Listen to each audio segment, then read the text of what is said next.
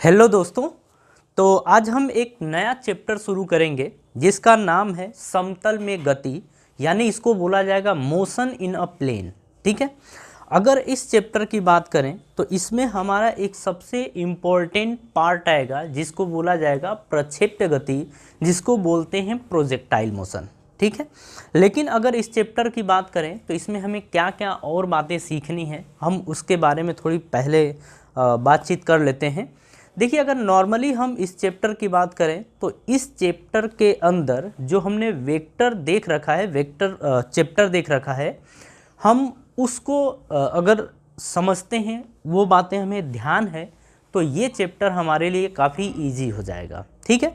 क्योंकि जहाँ जहाँ वेक्टर का यूज़ होगा वहाँ आप समझेंगे कि पिछले जो लेक्चर्स में हम जिन बातों को सीखे हैं उन्हीं का यहाँ पर हम उपयोग करेंगे। ठीक है। और अगर इस चैप्टर में बात करें तो इसमें हम नॉर्मली बात करेंगे कि एक समतल में गति अगर कोई कण कर रहा है तो हमें उसके बाद क्या क्या बातें वहाँ से जानने को मिलेंगी, क्या क्या बातें वहाँ से हम सीख सकते हैं। ठीक है। तो इस चैप्टर की बात करें तो ये चैप्टर काफ़ी इम्पोर्टेंट चैप्टर है, पढ़ने में मज़ा भी आता है। तो इस चैप्टर को आप अच्छे से पढ़िएगा, ध्यान रखिएगा, जो फॉर्मूले आएंगे उन फॉर्मूलों को याद रखिएगा, किस तरीके से क्वेश्चन किए जाएंगे इन बातों का भी आप ध्यान रखिएगा। ठीक है। चलिए, अगर हम इस चैप्टर के शुरुआती पोर्शन की बात करें तो हम अगर समतल में गति ये चैप्टर देखने जा रहे हैं तो इसमें कुछ बातें पहले आप ध्यान रखिए। ठीक है। जो आपको पहले सीखना चाहिए हम वो आपको बता दे रहे हैं। देखिए, अगर हम बात करें तो प्लेन का मतलब समतल, और समतल का मतलब होता है कि जिसमें x और y दोनों अक्ष हों, x अक्ष भी हो और y अक्ष हो, इसी को बोला जाएगा समतल। तो अगर हम नॉर्मली इस बोर्ड की बात करें तो ये बोर्ड एक समतल में है, ये बोर्ड समतल में है।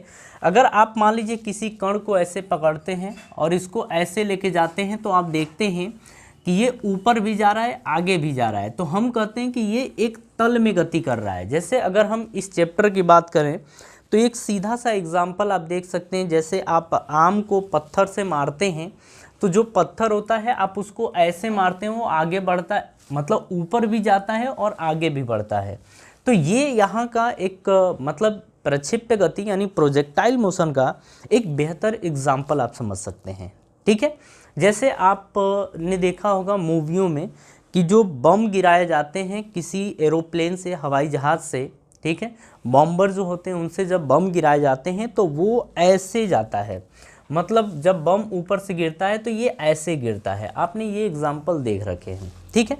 और भी बहुत सारे एग्जाम्पल हैं, जैसे आप पत्थर को किसी छत से फेंको या किसी छत पे आप पत्थर फेंको तो ये भी एक प्रक्षेप्य गति का उदाहरण है। ठीक है। अब जरा इसकी कहानी को समझते हैं।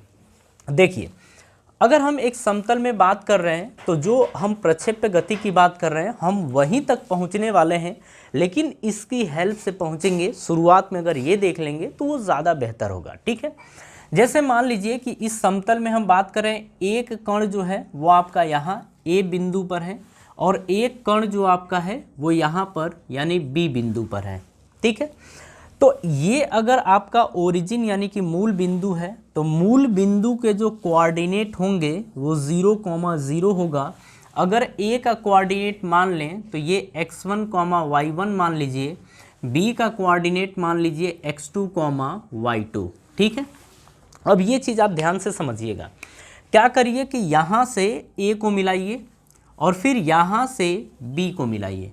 एक्चुअल में क्या निकालना था हमें कि ये जो कण है ये ए से बी तक अगर जा रहा है तो इसका विस्थापन कितना है, इसका विस्थापन कितना है, यानी कि हम स्थिति सदिश की यहाँ पर नॉर्मली बात करने वाले हैं। डिस्प्लेसमेंट वेक्टर यानी कि विस्थापन सदिश, पोजीशन वेक्टर, स्थिति सदिश, इसके बाद हम इसके वेग की बात करेंगे, त्वरण की बात करेंगे, कैसे निकाला जाता है ये सब आपको पता है। अगर आपको थोड़ा बहुत ध्यान हो तो ठीक है, और नहीं ध्यान हो तो हम आपको बता रहे हैं। देखिए, हम सबसे पहले निकालेंगे इसका पोजीशन वेक्टर यानी कि स्थिति सदिश। अब देखिए, इसे आप क्या करिए, आर ए ले लीजिए, मतलब ओ से ए तक की दूरी आर ए ले लीजिए, ओ से बी तक की दूरी आर बी ले लीजिए और ए से बी तक की दूरी आर ए बी ले लीजिए। या आर बी ए लेंगे, यहाँ पर क्या लेंगे आर बी ए, मतलब ये लिखने का एक तरीका है, बस आप ध्यान रखिए। इसको लेंगे आर बी ए, इसको बोला जाएगा कि पोजीशन वेक्टर ऑफ बी, मतलब इसकी स्थिति विद रिस्पेक्ट टू ए, मतलब ए के सापेक्ष। ये लिखने का जस्ट एक तरीका है, आप समझिएगा। अब यहाँ पे हम लिखेंगे आर बी ए। अगर आपको ध्यान है तो ठीक है, नहीं तो हम आपको बता रहे हैं। जब आर बी ए यानी पोजीशन वेक्टर स्थिति सदिश को जब अपन लिखते हैं तो हम सबसे पहले R B minus R A लिखते हैं, मतलब इसको हम लिख सकते हैं R B vector minus R A vector, हम ये लिखते हैं।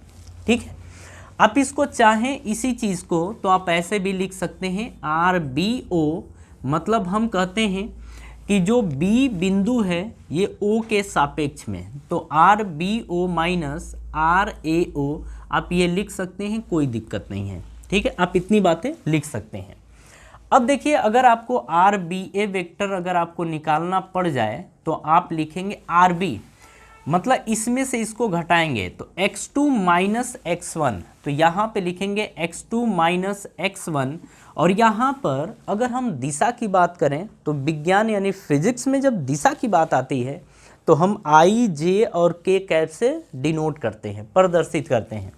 तो आपको पता है कि जब x आता है तो आई कैप आता है, फिर प्लस आप ये लिखेंगे।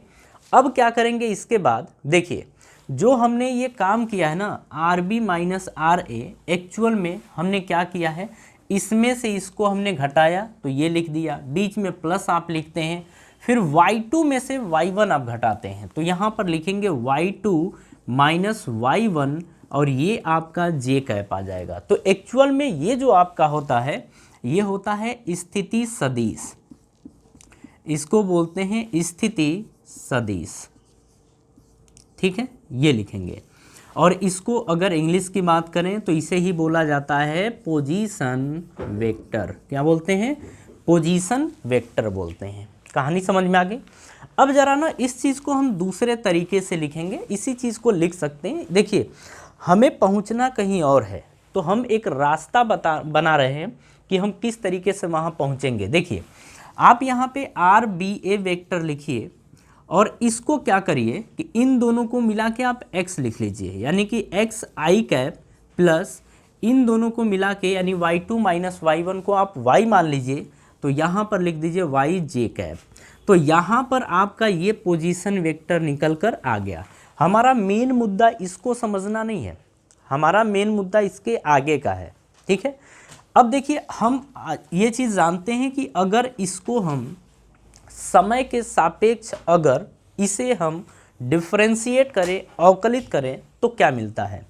तो हम लिखेंगे इसे कि समय के सापेक्ष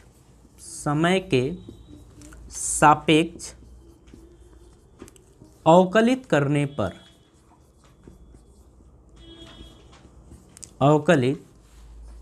पर यानी कि इसको हम डिफरेंशिएट कर रहे हैं समय के सापेक्ष। ठीक है, तो अब देखिए जब डिफरेंशिएट करते हैं तो लिखते हैं D R upon D T, sorry D upon D T, और ये आपका आर बी ए वेक्टर है, इसे हम रहने देंगे बराबर।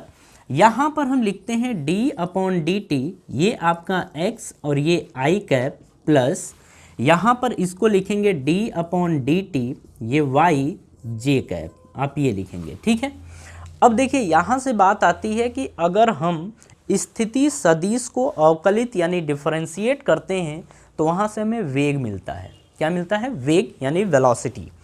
तो इसे आप लिख सकते हैं B V B A vector, यानी कि velocity of B with respect to A, मतलब इस बिंदु का वेग इसके सापेक्ष में, बात वही है बराबर। अब इसे आप लिख सकते हैं वी एक्स आई कैप और इसे लिखेंगे वी वाई जे कैप। ये कहानी समझ में आ गई। तो इस तरीके से हम वेग निकाल सकते हैं। ठीक है, सदिश रूप में वेग इस तरीके से निकाला जाएगा। आगे अगर समझा जाए तो हम आगे ये बोलते हैं कि इसे अगेन आप समय के सापेक्ष अवकलित कर दिए, समय के सापेक्ष अवकलित समय के सापेक्ष अवकलित करने पर, हम इसको ना समय के सापेक्ष फिर से अवकलित करेंगे। जब इसको आप अगेन डिफरेंशिएट यानी अवकलित करते हैं तो आप लिखते हैं d/dt, और ये आपका लिखा है VBA वेक्टर बराबर d/dt, ये आप देख रहे हैं पहला लिखा है Vx और यहाँ से i कैप प्लस d/dt, ये आपका Vy और ये आपका j कैप। थोड़ा सा यहाँ देख लीजिएगा, ठीक है। अब देखिए, आपको पता है कि अगर हम वेग को डिफरेंशिएट करते हैं, अवकलित करते हैं, तो हमें त्वरण मिलता है, ये आपको पता है। तो जब त्वरण मिलता है तो आप लिख सकते हैं ABA वेक्टर बराबर Ax i कैप, इसको भी वेक्टर फॉर्म में आप लिख सकते हैं, ठीक है। और हाँ जी, इसको भी आप वेक्टर फॉर्म में ऐसे लिख लीजिए, इसको भी आप ऐसे कर लीजिए, ठीक है, ये कर सकते हैं। फिर प्लस में आप लिखेंगे AyJ कैप, आप ये लिखेंगे। तो इस तरीके से त्वरण आपका निकल के आ गया। देखिए, इस चैप्टर का बेसिक पोर्शन यही था, यहीं से हमें इसकी शुरुआत करनी थी। एक्चुअल में देखिए, आप यहाँ पे ये देख रहे हैं कि अगर हम स्थिति सदिश की भी बात कर रहे हैं तो यहाँ पर हमें x भी दिख रहा है और y भी दिख रहा है, मतलब i भी दिख रहा है और j। कहने का मतलब है कि जो कण आपका है, जो पार्टिकल है, वो दोनों दिशाओं में अपनी दूरी तय कर रहा है, ठीक है। यानी कि उसकी जो दूरी है वो दोनों दिशाओं में बढ़ रही है, घट रही है, कुछ भी हो रहा है, लेकिन दोनों दिशाओं में। मतलब वो एक्स एक्सिस पर भी यानी आगे भी बढ़ रहा है, ऊपर भी बढ़ रहा है। हो सकता है कि वो आगे बढ़ रहा हो, नीचे आ रहा हो, कुछ भी हो सकता है। कोई भी कण अगर हम बात करें ऐसे जा रहा है तो आप देखते हैं कि कुछ देर तक ऐसे अगर जा रहा है तो वो आगे भी बढ़ेगा, ऊपर भी। आप ऐसे देखिए, ये हो रहा है ना, कुछ समय बाद आप देखेंगे कि आगे जा रहा होगा लेकिन वो नीचे आ रहा है, तो आप ऐसा भी इसमें देख सकते हैं। तो इसी चीज़ को ये बताया गया है कि अगर इसमें द्विविमीय गति यानी एक समतल में अगर गति की बात करते हैं अपन, तो कोई भी कण x दिशा में भी गति करेगा और y दिशा में भी, x दिशा में भी त्वरण करेगा और y दिशा में भी त्वरण करेगा। तो इस चैप्टर में बस आपको यही चीज़ समझाने के लिए हमने ये बनाया था, ठीक है। तो ये बात आपको समझ में आ गई। अब देखिए, हम थोड़ी एक फ़ोटो बनाते हैं, फिर उसके बाद आपको इसके आगे की कहानी समझाते हैं।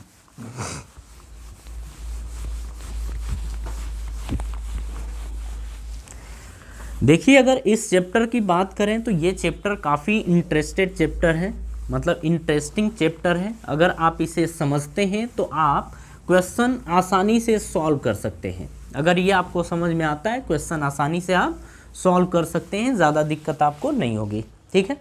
चलिए जी, हाँ, अब इसमें अगर आप समझें इस चीज़ को तो देखिएगा, जैसे हम आज इस चैप्टर में एक्चुअल में बात क्या करने वाले हैं कि कोई कण था, वो यहाँ पे था, इसको आपने फेंका, ठीक है। जब आप फेंकेंगे तो इस कण को आप ऐसे फेंकते हैं, ऐसे इस तरीके से, और ये आके यहाँ गिरा है। सपोज कर लीजिए यहाँ आके ये गिरा है, ठीक है। अब यहाँ पर आप समझिए, आपने कण को जो वेग दिया था वो इस दिशा में दिया था, युग से। आपने अगर किसी पत्थर को फेंकते हैं तो नॉर्मली अपन ऐसे फेंकते हैं, ऐसे। तो आप ना पत्थर को ऐसे फेंके हैं, लेकिन वो पत्थर आगे मतलब कुछ ऐसे जाता है, आगे भी जाता है और ऊपर भी जाता है, ऐसा होता है। अब मान लीजिए इसको हमने फेंका है थीटा कोण पर। कितने कोण पर? थीटा कोण पर। तो अब समझिएगा, अगर आपको कुछ बातें ध्यान हो तो हम ऐसे देखते थे कि अगर मान लीजिए ये P है और ये थीटा है, तो ये जो कंपोनेंट आता था, घटक आता है, ये होता है आपका P cos थीटा और ये आपका होता था P sin थीटा। ये होता है, मतलब जो थीटा के साथ होता है वो cos थीटा होता है और दूसरी तरफ ये आपका sin थीटा होता है, ठीक है। इसके दो कंपोनेंट ये होते हैं। अब आगे अगर समझ पाएँ तो आप ये देखिए, अगर हम इसकी बात करें तो ये आप बोलेंगे ये x एक्सिस है ना और ये y एक्सिस, तो x एक्सिस की दिशा में आप लिखेंगे ux, और अगर यहाँ पर देखा जाए कि अगर u था तो ये क्या होगा, u cos थीटा होगा, u cos थीटा होगा। अगर ये u है तो ये वाला क्या होगा, uy, और यू वाई की वैल्यू होगी यू साइन थीटा के बराबर, यू साइन थीटा के बराबर। ये होगा आपका। कहानी को समझ में आ रही है? चलिए, अगर इन बातों को आप ध्यान रखते हैं तो अब आगे की कहानी समझिए। इसमें किन किन बातों का हमें ध्यान रखना होगा। अब देखिए यहाँ पे इस चैप्टर की अगर बात करें तो इस चैप्टर के अंदर आपको एक्स एक्सिस के एलोंग जो भी वेग निकालना हुआ, दूरी निकालना हुआ या जो भी निकालना हुआ वो अलग कैलकुलेट करेंगे, और वाई एक्सिस के एलोंग की बात करेंगे तो उसे हमें अलग कैलकुलेट करना पड़ेगा। ठीक है, मतलब इस चैप्टर में हमें ऐसा ही करना है। तो हम बात करते हैं एक्स एक्सिस, यानी कि एक्स एक्सिस के एलोंग, और फिर वाई एक्सिस के एलोंग हम इसकी बात करते हैं। ठीक है, अगर हम एक्स एक्सिस के एलोंग बात करते हैं तो आप शुरुआती वेग को क्या लेंगे, यू मानते हैं ना, तो इसे मतलब हम कहेंगे प्रारंभिक वेग। इसे क्या हम बोलेंगे? प्रारंभिक वेग। तो दोनों में समझिएगा, प्रारंभिक वेग की बात करेंगे, इसमें हम बात करेंगे अंतिम वेग के बारे में। प्रारंभिक वेग, अंतिम वेग, इसके बारे में हम बात करेंगे। त्वरण के बारे में हम बात करेंगे, इसमें दूरी के बारे में, और फिर हम बात करेंगे समय के बारे में। हम इन चीज़ों के बारे में बात करेंगे। अगर हम एक्स एक्सिस के एलोंग की बात करें तो आप लेंगे प्रारंभिक वेग यू एक्स, और वाई एक्सिस के एलोंग लेंगे तो यू वाई, आपको ये लेना पड़ेगा। अंतिम वेग के बारे में बात करेंगे तो ये आपका वी एक्स आएगा, और इसकी बात करें तो ये वी वाई आएगा। ठीक है, त्वरण की बात करेंगे तो इसको लेंगे ए एक्स, और यहाँ पर जो त्वरण आएगा वो ए वाई होगा। ठीक है, दूरी की बात करेंगे तो यहाँ पर एस एक्स लेंगे, और यहाँ पर लेंगे एस वाई। समय की बात करें तो यहाँ पर टी लेंगे, और यहाँ पर भी समय आप टी लेंगे। ठीक है, तो खैर इन बातों का आपको ध्यान रखना है। और गति के जो समीकरण यहाँ पर यूज़ करने हैं वो किस तरीके से करने हैं, ज़रा उस चीज़ को देखिएगा। अगर हम गति के पहले समीकरण की बात करें और एक्स एक्सिस के एलोंग की बात करें तो आप लिखेंगे वी एक्स बराबर U X plus A X into T. आप ये लिखेंगे, आपको फॉर्मूला पता है, v equals to U plus A T होता है, v equals to U plus A T ये होता है। दूसरे की बात करेंगे तो ये होता है s equals to U T plus half A T का स्क्वायर, ये होता है। थर्ड की बात करेंगे तो v का स्क्वायर बराबर यू स्क्वायर प्लस 2as ये होता है। ठीक है ना। तो अगर सेकेंड की बात करेंगे तो सेकेंड क्या होगा, यहाँ पर आप लेंगे S X is equals to U X into T plus half A X T का स्क्वायर, ये होगा। थर्ड की बात करते हैं अपन तो थर्ड होगा वी एक्स का स्क्वायर बराबर यू एक्स का square plus 2ax into T. ठीक है, तो सॉरी यहाँ पर एस एक्स होगा, सॉरी ये होगा। ठीक है, अगर वाई एक्सिस के अलोंग अगर ये सारी चीज़ें कैलकुलेट करते हैं तो किस तरीके से हम गति के समीकरण यूज़ करेंगे, तो यहाँ पर देखिए हम लिखेंगे V Y is equals to U Y plus A Y into T. ये दूसरे समीकरण की बात करें तो S Y is equals to U Y T plus half A Y into T का स्क्वायर, ये लिखेंगे।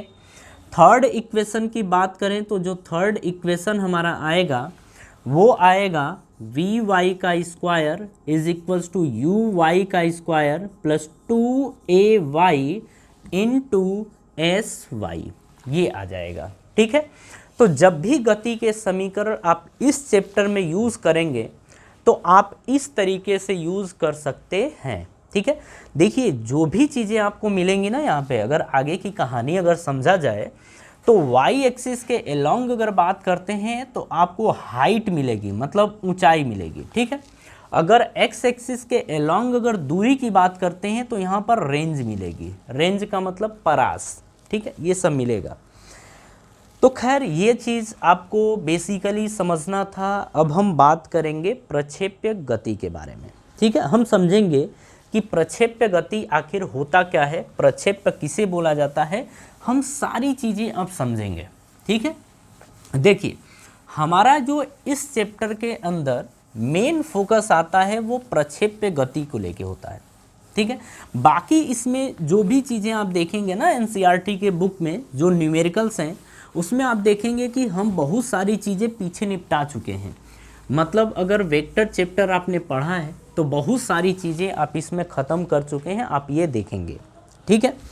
अब प्रक्षेप्य गति की बात करते हैं कि आखिर प्रक्षेप्य गति होता क्या है। तो आप इसको नॉर्मली इस तरीके से भी समझ सकते हैं कि किसी कण को हम फेंकते हैं और वो अगर गुरुत्वाकर्षण बल के प्रभाव में गति करती है तो जो उसकी गति होती है या इस प्रकार की गति को हम बोलते हैं प्रक्षेप्य गति। और जिस पत्थर को आपने फेंका है, जिस गेंद को आपने फेंका है, जिस वस्तु को आपने फेंका है वो प्रक्षेप्य कहलाती है। क्या कहलाती है? प्रक्षेप्य कहलाती है, ठीक है।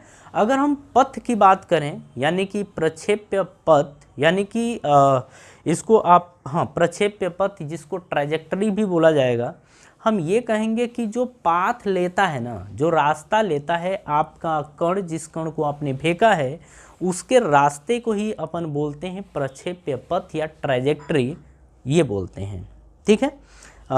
तो आप नॉर्मली समझ गए। अब आगे चलिए, इसमें अब हम आपको लिख के दिखाते हैं। इसमें हम बात कर रहे हैं प्रक्षेप्य गति के बारे में कि आखिर प्रक्षेप्य गति होता क्या है। प्रक्षेप्य गति को आप बोलते हैं प्रोजेक्टाइल मोशन, प्रोजेक्टाइल मोशन आप ये बोलते हैं। देखिए हम इसमें ये कहते हैं कि यदि कोई कण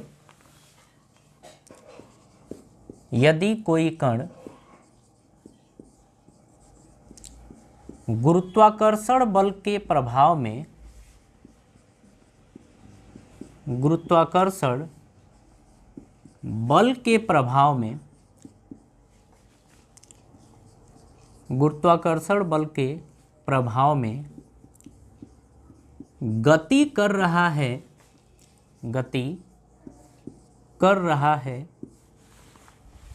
गति कर रहा है, तो उसके इस प्रकार के गति को, इस प्रकार के गति को प्रक्षेप्य गति कहते हैं। प्रक्षेप्य गति कहते हैं। ये चीज़ समझ में आ गई कि प्रक्षेप्य गति किसे बोला जाता है। तो हम बोलते हैं कि यदि कोई कण गुरुत्वाकर्षण बल के प्रभाव में गति कर रहा है तो उसके इस प्रकार के गति को प्रक्षेप्य गति कहते हैं, ठीक है। अब हम इसमें समझते हैं। देखिए अगर हम इसको समझें तो आप फोटो तो देख चुके हैं, किसी पत्थर को हमने फेंका, वो ऐसे आके गिरा, तो हम बोलते हैं कि ये जो पत्थर ने गति किया है ना, इसी गति को बोला जाता है प्रक्षेप्य गति, ठीक है। इसको ए मान लीजिए, इसको बी मान लीजिए। अब जरा आगे की कहानी समझते हैं। हम इसमें सेकेंड की बात करें तो हम बोलते हैं प्रक्षेप्य पथ, प्रक्षेप्य पथ जिसको हम बोलते हैं ट्रैजेक्टरी, ट्रैजेक्टरी। हम इसमें ये बोलते हैं कि प्रक्षेप्य द्वारा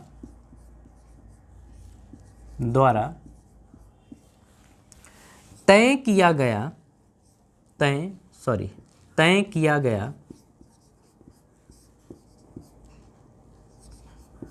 पथ या रास्ता, तय किया गया पथ या रास्ता,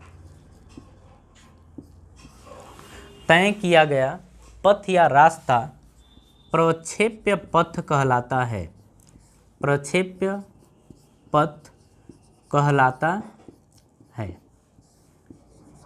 प्रक्षेप्य पथ कहलाता है, ठीक है। मतलब इस पत्थर ने जो ये रास्ता अपनाया है ना, इसी रास्ते को अपन बोलते हैं प्रक्षेप्य पथ, ठीक है। चलिए अब अगर प्रक्षेप्य पथ समझ गए तो जरा समझिए कि प्रक्षेप्य क्या है।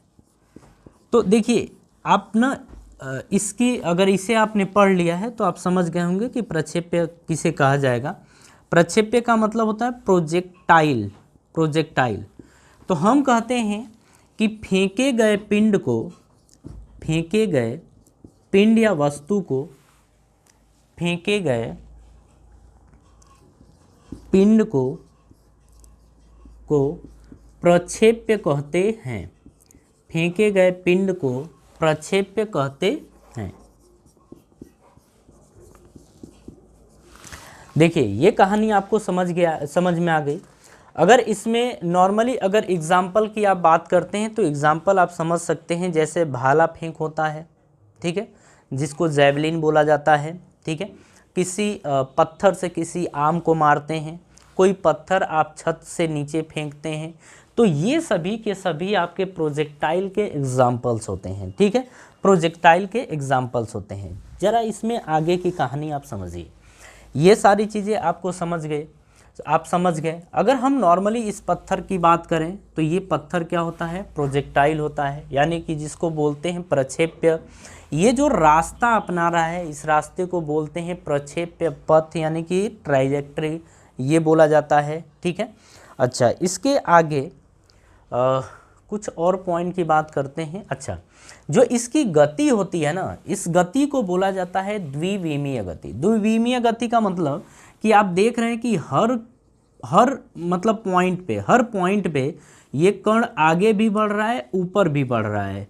अगर इसकी बात करें तो कण आगे भी बढ़ रहा है और नीचे आ रहा है, तो हम इसे ही बोलते हैं कि जो इसकी गति है ये एक द्विविमीय गति है। तो हम इसको बोल सकते हैं कि जो प्रोजेक्टाइल मोशन होता है वो एक द्विविमीय गति होती है। तो एक द्विविमीय गति है, द्विविमीय गति है, यानी कि हम कहेंगे कि ये 2D मोशन है। कैसा मोशन है? 2D मोशन है। कहानी समझ में आ गई। चलिए अब इसमें हम कुछ चीज़ें और सीखने वाले हैं जो इस चैप्टर के अंदर हमें काम आएगा।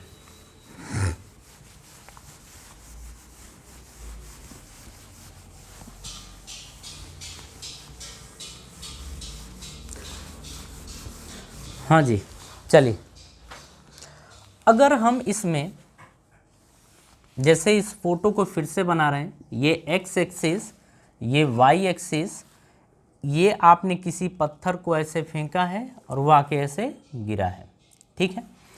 अब देखिए आप अगर बात करें कि आपने इसको किसी कोण पे फेंका है, किसी कोण आपने थीटा पे फेंका है, आपको इसमें एक बात पता है कि ये जो होगा ये यू एक्स बोला जाएगा और इसे बोलेंगे यू कॉस थीटा।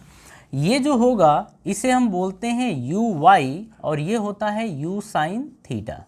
आप ये दो चीज़ समझ सकते हैं। तो इसमें आप याद रखिएगा कि इस गति में हर बिंदु पर दो कंपोनेंट या घटक होते हैं। तो आप नोट में ज़रूर इसे लिख लीजिएगा कि इस प्रकार की गति में, इस प्रकार की गति में हर बिंदु पर, इस प्रकार की गति में हर बिंदु पर दो घटक, जिसको हम बोलते हैं कंपोनेंट, दो घटक होते हैं। हर बिंदु पर दो घटक होंगे। अभी आप इस चीज़ को समझेंगे। पहले की बात करेंगे तो पहला होता है क्षैतिज घटक। क्षैतिज घटक, इसका अपना अपना रोल है, अभी आप देखेंगे इसको भी। दूसरा हम देखेंगे तो ये होता है आपका ऊर्ध्वाधर घटक, ऊर्ध्वाधर घटक, ठीक है। अच्छा, क्षैतिज घटक को अपन बोलते हैं हॉरिजॉन्टल कंपोनेंट, हॉरिजॉन्टल कंपोनेंट ये बोला जाता है। अगर हम ऊर्ध्वाधर घटक की बात करें तो इसे बोला जाता है वर्टिकल कंपोनेंट, वर्टिकल कंपोनेंट ये अपन बोलते हैं, ठीक है।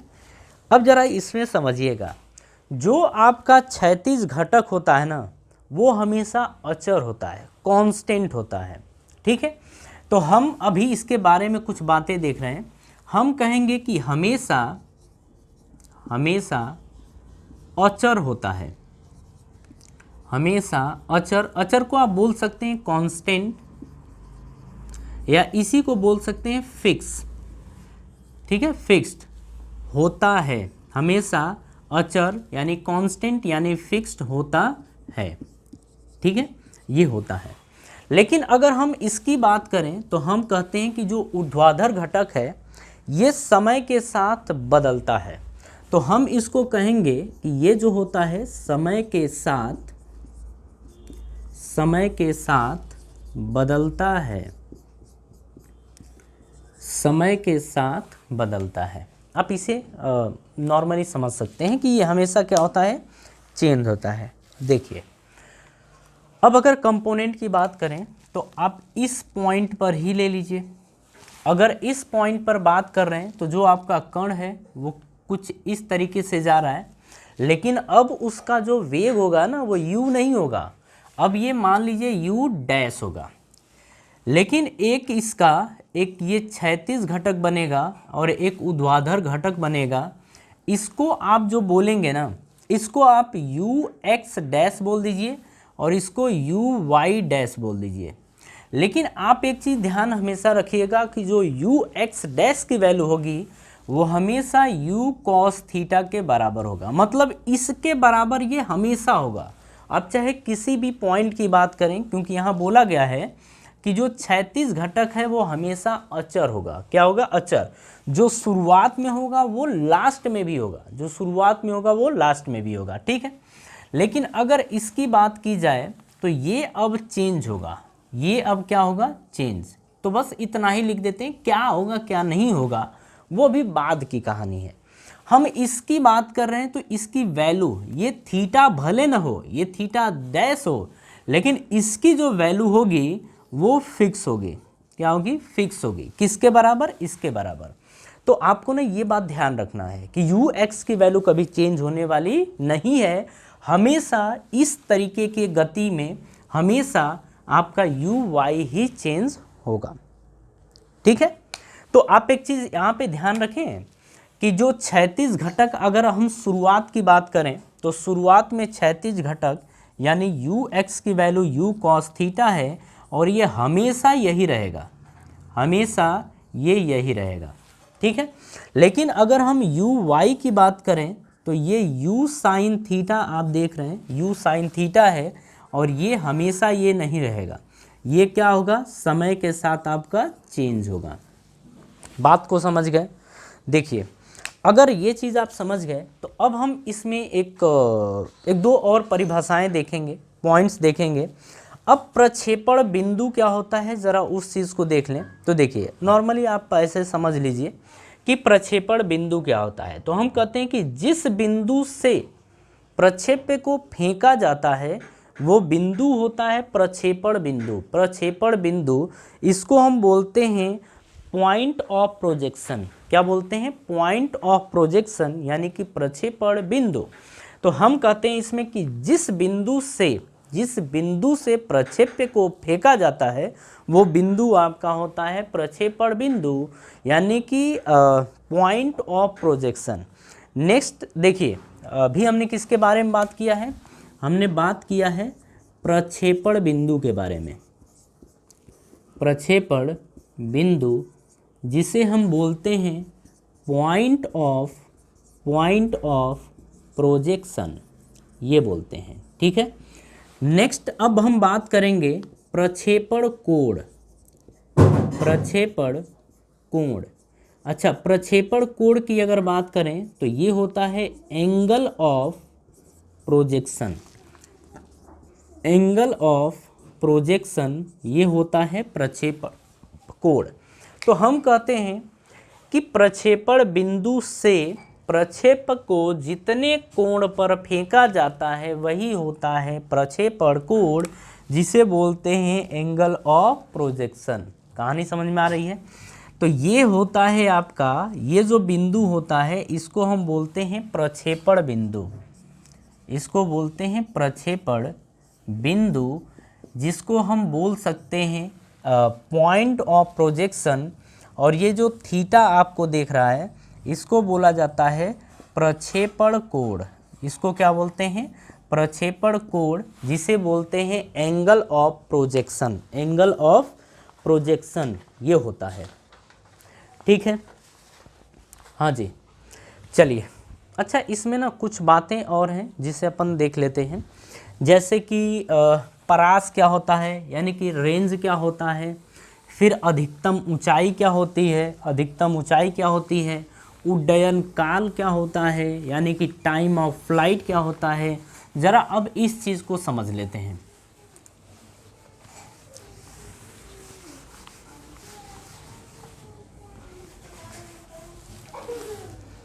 हाँ जी, चलिए अब हम बात करते हैं परास की। परास को हम बोलते हैं रेंज। क्या बोलते हैं? रेंज। रेंज होता क्या है, अब आप इस फोटो में समझ लीजिए, ज़्यादा फोटो बनाने से कोई फ़ायदा नहीं है, ठीक है। अब इसको भी हटा देते हैं, सारी चीज़ें तो आप सीख गए, इसी फोटो में सब कुछ बना देते हैं। हाँ जी, अगर हम रेंज यानी कि परास की बात करें तो हम कहते हैं कि प्रक्षेप्य द्वारा तय की गई क्षैतिज दूरी, प्रक्षेप्य द्वारा तय की गई क्षैतिज दूरी ही परास कहलाती है, ठीक है। तो आप ये लिख सकते हैं कि प्रक्षेप्य द्वारा तय की गई, प्रक्षेप्य द्वारा तय की गई क्षैतिज दूरी, क्षैतिज दूरी परास कहलाती है। परास यानी कि रेंज कहलाती है। ये ठीक है जी। चलिए, एक चीज तो समझ गए। तो इसका मतलब कि अगर ये ए और ये बी बिंदु है तो कण यहाँ से यहाँ तक क्षैतिज दूरी यही तो तय किया है, यानी कि ए बी, और ए बी ही आपका क्या है? परास। और अगर हम इस परास यानी कि रेंज की बात करें तो इसे हम आर से प्रदर्शित करते हैं। किससे प्रदर्शित करेंगे? आर से, ठीक है। इसके बाद अगर देखा जाए तो हम देखते हैं अधिकतम ऊंचाई। अधिकतम ऊंचाई, अधिकतम ऊंचाई। अब देखिए, अगर हम इसमें अधिकतम ऊंचाई की बात करें, यानी कि मैक्सिमम हाइट की बात करते हैं, मैक्सिमम हाइट, तो हम कहते हैं कि प्रक्षेप्य द्वारा तय की गई ऊंचाई को अपन अधिकतम ऊंचाई कहते हैं। तो प्रक्षेप्य द्वारा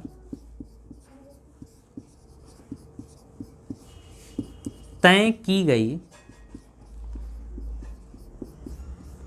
ऊंचाई को अधिकतम ऊंचाई कहते हैं। अधिकतम ऊंचाई कहते हैं। ये बात समझ में आ गई। अगर रेंज की बात कर रहे थे तो आर से प्रदर्शित कर रहे थे, अधिकतम ऊंचाई को हम एच मैक्स से डिनोट करेंगे, या इसे एच भी लिख सकते हैं। तो एच मैक्स का क्या मतलब होता है? मैक्सिमम हाइट, यानी कि अधिकतम ऊंचाई, ठीक है।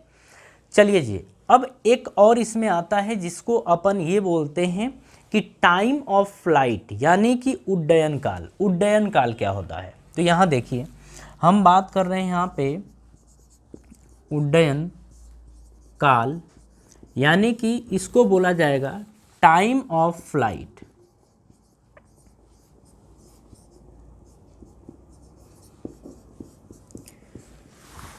टाइम ऑफ फ्लाइट में ये कहते हैं कि प्रक्षेप्य को फेंकने से गिरने तक में लगे समय को हम कहते हैं उड्डयन काल।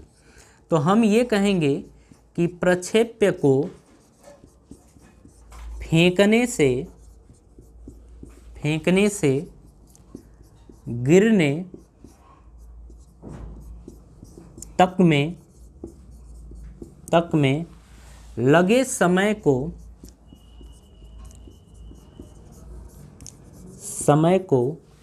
उड्डयन काल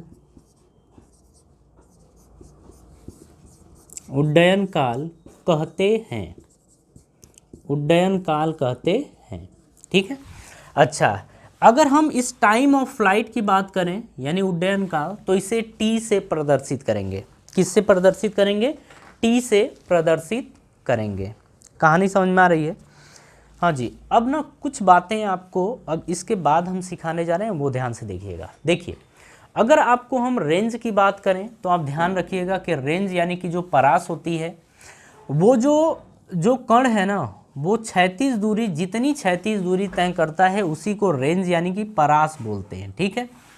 अगर हम अधिकतम ऊंचाई की बात करते हैं तो जो कण है, मान लीजिए यहाँ तक गया, इसके बाद ये नीचे आना शुरू कर दिया, तो ये जो होता है ना, इसे ही बोलते हैं एच मैक्स यानी कि अधिकतम ऊंचाई। अधिकतम ऊंचाई तो कण द्वारा तय की गई जो अधिकतम ऊंचाई होगी उसे एच मैक्स से भी आप प्रदर्शित कर सकते हैं।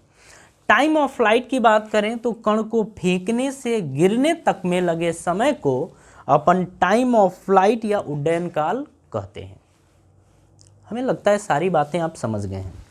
हाँ जी, लास्ट में आज का जो लास्ट आप देखेंगे उसमें हम एक बहुत ही इम्पोर्टेंट पॉइंट को देखेंगे। ठीक है, मतलब इसी डायग्राम के थ्रू, और आप ये देखेंगे कि जो नेक्स्ट लेक्चर होगा वो इसी का हम यूज़ करेंगे। वहाँ पर हम इसी को यूज़ करेंगे और उसके आगे की कहानी को समझेंगे।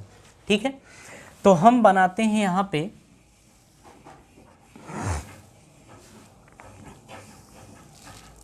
हाँ जी। देखिए, अब अगर बात करें कि इसको आपने U से फेंका है और थीटा कोण पर फेंका है, तो ये जो आपका बनेगा ये UX होगा और ये जो आपका बनेगा ये UY होगा। अगर UX की बात करेंगे तो ये आएगा U cos थीटा और UY की बात करेंगे तो ये आएगा U sin थीटा। बात ठीक है? अब देखिए यहाँ पर हम X एक्सिस और Y एक्सिस के एलोंग की बात करेंगे तो क्या क्या हमें किस तरीके से रखना है, अब वो ज़रा देखिए। ठीक है, अब इन चीज़ों को अपन समझते हैं। हम बात करेंगे यहाँ पर प्रारंभिक वेग। देखिए, जो हम यहाँ पर टर्म यूज़ करने जा रहे हैं, इन्हीं सब का हम यूज़ करेंगे आगे जब हम क्वेश्चन करेंगे या इसका डेरिवेशन करेंगे तो हम इन्हीं सब का यूज़ करेंगे, और ये बात आपको ध्यान होनी चाहिए। ठीक है, प्रारंभिक वेग, फिर हम बात करेंगे अंतिम वेग। ठीक है, फिर आप इसमें त्वरण की बात करेंगे, उसके बाद आप यहाँ पर बात करेंगे दूरी की। दूरी किसी भी तरीके की हो सकती है, जो ऊंचाई होती है वो भी एक तरीके की दूरी ही होती है, अरे दूरी ही होती है। फिर हम बात करेंगे समय को लेके, समय। ठीक है, ये चीज़। अगर हम प्रारंभिक वेग की बात करें और एक्स एक्सिस के एलोंग की बात करें तो इसे हम लिखेंगे UX और इसकी वैल्यू होगी U cos थीटा। ठीक है, अगर अंतिम वेग की बात करेंगे तो ये VX होगा और ये जो VX आपका होगा वो हमेशा 0 होगा। आपको ये बात ध्यान रखनी है। क्यों? क्योंकि आप देख रहे हैं कि जो VX है, सॉरी, अभी VX के बारे में अपने को पता नहीं है तो इसके बारे में अपन अभी बात नहीं करेंगे। तो VX के बारे में हमसे पूछेगा, लेकिन जो शुरुआत में हमें दिया होगा हम उसके बारे में भी बात कर रहे हैं, तो हम दोनों में अभी बात इसकी नहीं करेंगे। हम बात नहीं करेंगे, ऐसा नहीं कि ये मिलेगा ही नहीं, हम बात नहीं करेंगे। त्वरण की बात करते हैं तो AX ये हमेशा 0 होगा। क्यों? क्योंकि अगर त्वरण लगता, मान लीजिए कि अगर उसे अपन बोलते कि त्वरण हो रहा है, तो UX की वैल्यू जो VX है वो हमेशा UX के बराबर होगा। ये तो आपको पता ही है कि अगर हम यहाँ पे नॉर्मली लिखें कि जो VX होगा वो हमेशा UX के बराबर होगा। आप इसे रख सकते हैं, अरे रख लीजिए, बिल्कुल यही होगा। लेकिन आप ये बताइए कि अगर त्वरण यानी कि एक्सेलरेशन 0 नहीं होता तो क्या VX की वैल्यू कभी UX के बराबर होती है? तो कभी बराबर नहीं होती। लेकिन अगर बराबर है मतलब त्वरण 0 है। तो आप हमेशा ये याद रखिएगा कि X एक्सिस के एलोंग अगर बात करेंगे तो त्वरण हमेशा 0 होगा। दूरी की बात करेंगे तो जो दूरी होगी उसे XX, और मैक्सिमम दूरी की बात करेंगे तो उसे R से दिखाया जाएगा। R का मतलब रेंज। ये जो कण यहाँ से यहाँ तक दूरी तय किया है वो SX और उसकी वैल्यू रेंज यानी परास के बराबर होगी, और समय को हम T से ही दिखाएंगे। ठीक है, चलिए अब Y एक्सिस की अगर बात करें तो Y एक्सिस में आप देखेंगे कि जो प्रारंभिक वेग है वो U sin थीटा है। मतलब अगर UY तो ये आता है u साइन थीटा के बराबर। लेकिन हाँ, इसकी बात करें तो इसके बारे में अभी अपने को पता नहीं है, अभी अपने को पता लगाना पड़ेगा, ठीक है, क्योंकि समय के साथ ये बदलेगा। हम ऐसा भी लिख सकते हैं कि जो वी वाई है ये चेंज होगा, समय के साथ ये क्या होगा, चेंज होगा। और जब आप देखेंगे कि समय के साथ चेंज हो रहा है, इसका मतलब जो ए वाई है वो कुछ ना कुछ है। अब आप यहाँ पे ध्यान से समझिएगा, ऊपर जाती हुई चीज़ों को आप पॉजिटिव लीजिए और नीचे आने वाली चीज़ों को आप निगेटिव लीजिए। क्वेश्चन करते वक्त ये ध्यान रखना है। तो अगर हम त्वरण की बात करते हैं तो कण को तो आप ऊपर फेंक रहे हैं, लेकिन कण के ऊपर हमेशा त्वरण किधर लगेगा, नीचे की तरफ। तो आप यहाँ पर -g लिख सकते हैं। अब देखिए यहाँ पर आपका ये मंदन है और मंदन के कारण ही आप देखेंगे कि वी वाई की वैल्यू क्या होगी, चेंज होगी। बात समझ में आ रही है। अगर एस एक्स की बात करें तो ये जो दूरी की बात करें तो ये एस वाई होगा। और अधिकतम दूरी की बात करेंगे, यानी कि अधिकतम दूरी की बात करेंगे तो यहाँ पर आप लिखेंगे एच मैक्स, यानी कि जो एस वाई होगा वो एच मैक्स यानी कि मैक्सिमम हाइट के बराबर होगा। और समय की बात करेंगे तो ये टी होगा। तो आप इसका ना ध्यान रखिएगा। इसे आपको ध्यान रखना है कि एक्स एक्सिस के अलोंग अगर प्रारंभिक वेग की बात करेंगे तो u cos थीटा, और y एक्सिस के अलोंग बात करेंगे तो u साइन थीटा। अंतिम वेग vx जो होगा वो ux के बराबर होगा, लेकिन vy चेंज होगा। लेकिन अगर ax की बात करें यानी त्वरण की बात करें तो त्वरण क्या होगा, 0। लेकिन ay की बात करें तो यहाँ पर त्वरण y एक्सिस के अलोंग त्वरण -g के बराबर होगा अगर कण को आप नीचे से ऊपर फेंक रहे हैं तो। एस एक्स की बात करें यानी दूरी की बात करें तो एक्स एक्सिस के अलोंग अधिकतम दूरी की बात करेंगे तो रेंज के बराबर होगी, और वाई एक्सिस के अलोंग बात करेंगे तो जो ऊंचाई मिलेगी वो मैक्सिमम हाइट यानी अधिकतम ऊंचाई मिलेगी, और समय तो आपका टी ही रहेगा, ठीक है। तो देखिए अगर हम आज के लेक्चर की बात करें तो आज का जो लेक्चर हमारा था इसमें हम जो समतल में गति चैप्टर है, मोशन इन अ प्लेन, इसमें हम बेसिक अभी टर्म्स सीखे हैं, ठीक है। नेक्स्ट लेक्चर आप देखेंगे कि हम इन्हीं का यूज़ करेंगे और नेक्स्ट लेक्चर हमारा धमाकेदार होने वाला है, ठीक है। इसके लिए आप क्या करिए कि जो आपको जितना भी पढ़ाया गया है इसे आप अच्छे तरीके से नोट कर लीजिए और इसे याद कर लीजिए, जिससे कि हम आगे वाले टॉपिक में फंसे ना, ठीक है। चलिए तो अब मिलते हैं नेक्स्ट लेक्चर में। तो थैंक यू जी।